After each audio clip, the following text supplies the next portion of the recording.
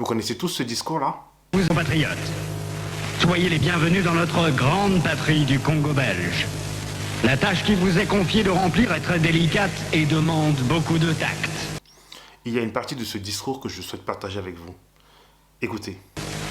Prêtre et pasteur, vous venez certes pour évangéliser, mais cette évangélisation s'inspire de notre grand principe, avant tout, les intérêts de la métropole.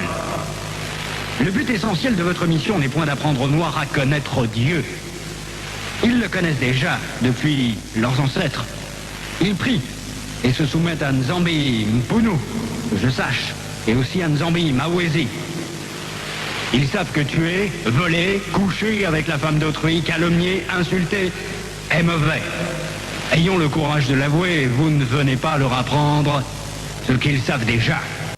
Pour ceux qui ne connaissent pas ce discours, c'est le roi Léopold II de Belgique qui a commis des pires atrocités au Congo. Ils ont commis des meurtres, des coupures, ils ont coupé des mains, ils ont fait vraiment du sale au Congo, vraiment. Mais il a quand même eu une phrase lucide. Soyons honnêtes, soyons sérieux. On ne leur apporte rien, on ne leur apprend rien, ils le savent déjà. Donc, quand vous entendez même le pire des pires des mecs de la Terre vous dire ça, vous n'avez besoin de rien, vous savez déjà tout. Là, il parlait de spiritualité, il parlait de nos pratiques. Dans nos pratiques, on savait déjà ce qui était bon ou mauvais. Peut-être dans notre pratique, on ne nous a pas promis un paradis. Peut-être c'est parce qu'on vous promet un paradis que vous tenez tant à ces religions-là. Mais on savait déjà tout.